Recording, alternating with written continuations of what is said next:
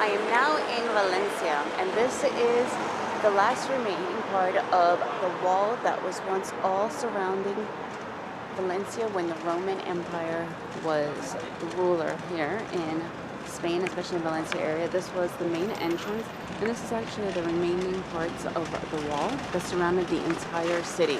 And this is also the gateway to the historic part of Valencia. We are now looking at Torres de Serranos. This was the other point of the main city of Valencia back when the Romans were here in the 8th century. And inside is now the center of the historic district. And this is the Ponte de Serrano, which is the bridge that used to cross over, and instead of the buildings that are there now, they were looking at a mountain range with a river. We are now in the central historical ancient part of Valencia inside the gates. And this is, which is now the head parliament of Valencia, the court system. But at one point this was one of the most richest families' homes, the Borja family, which actually had so much power that 2 of their kids were popes in the Vatican back in the 15th century. And they ruled the majority of Valencia back then. The Romans founded Valencia in 138 BC, before Christ, and this is actually the exact spot that they founded Valencia. And this place is now called the Plaza de la Virgen, which is for the Virgin Mary. And it is really beautiful here. This is the actual memorial stating that Romans founded Valencia. And this here is the symbol of what Romans used to represent Valencia, the horn of abundance with fruits and flowers coming out of it. Valencia has one of the most fertile lands in Spain. This fountain is actually a very recent development. It was built in the 1970s. And what it represents is River Turia. And it actually stands on the very highest point of all of Valencia. That is the reason why this area was founded by the Romans. River Turia is the reason why Valencia has such rich soil.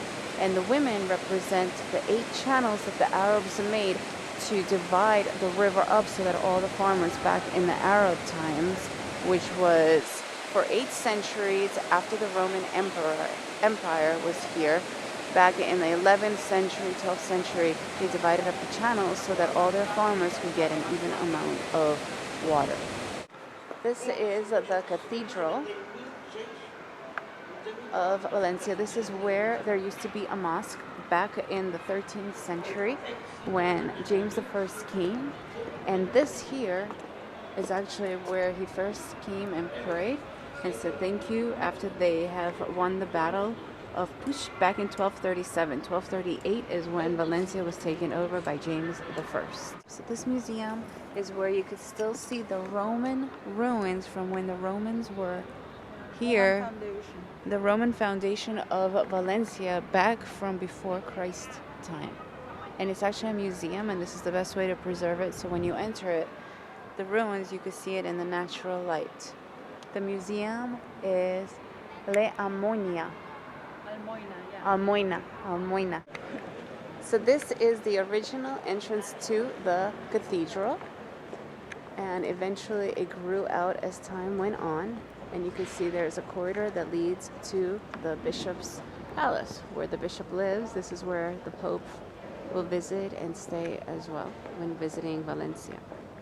This is a very interesting thing that Valencia has done for blind people. Every really important building in the city has a replica for the blind people to be able to be taken so that they could feel what the whole building really looks like and how it is done. And here what they could do is they could read the history and read to learn more about this. This is done for the most important buildings of Valencia, and it's a brilliant idea. This is the Tower of San Miguelete, which is the actual symbol of Valencia. And if you hear that bell, the bell is actually San Miguel. That is the reason for the name of this tower. The bell weighs 7,500 kilos, the same as an elephant from Africa. And just the fact that it was lifted up there back in the day is a miracle. So the Cathedral of Valencia is much more than just a place where Valencia was conquered and built for this place. This is literally the place where the Holy Grail, the cup that Christ drank from for the Last Supper, is held. So all those movies we've seen, Indiana Jones, Da Vinci Code, they're looking in the wrong place. We have found the Holy Grail, and it is inside this cathedral. It has been here for the past 6 centuries. And it is not going anywhere again. We are now inside the basilica.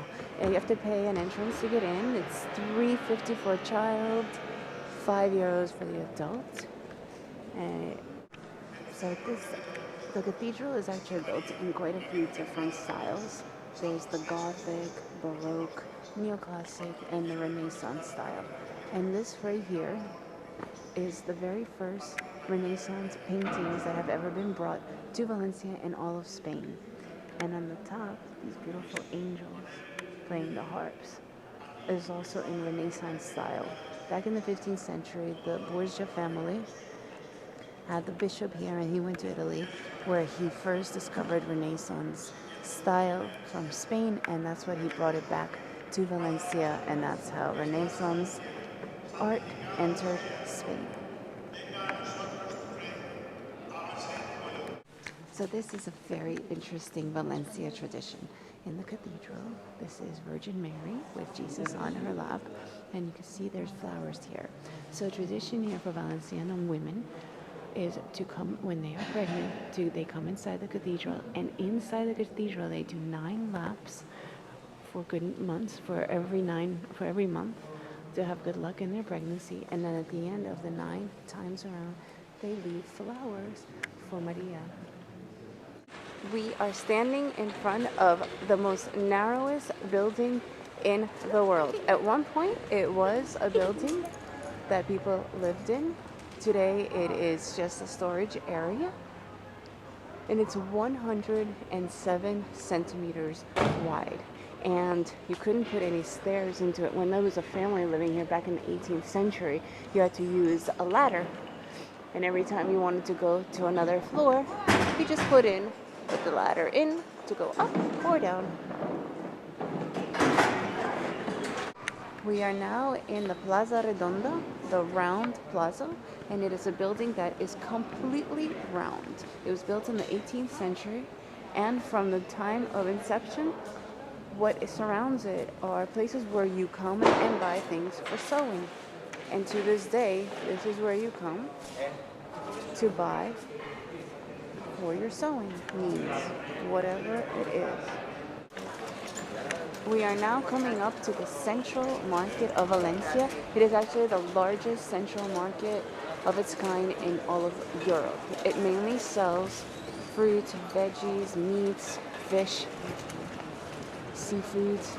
So there's some very interesting aspects about it. That parrot, what it represents is how women sound when they are negotiating or selling in the market. A little bit biased, I think. Men sound even more of a parrot with an annoying cackle, but that's my opinion. This building was built in the 18th century, and it is all in modernist style. And if you look close, you can see the ceramic, which is very important in all of Valencia. What started out as an Arab business still continues here today. And there are actually 2 halls to the market. The seafood hall, which is only open Tuesday through Saturday, and the rest of the hall, which is open Monday through Saturday. The central market area is really adorable. It's full of cafes. You can come here for breakfast, lunch, dinner, and beautiful buildings that surround it. welcome inside the market.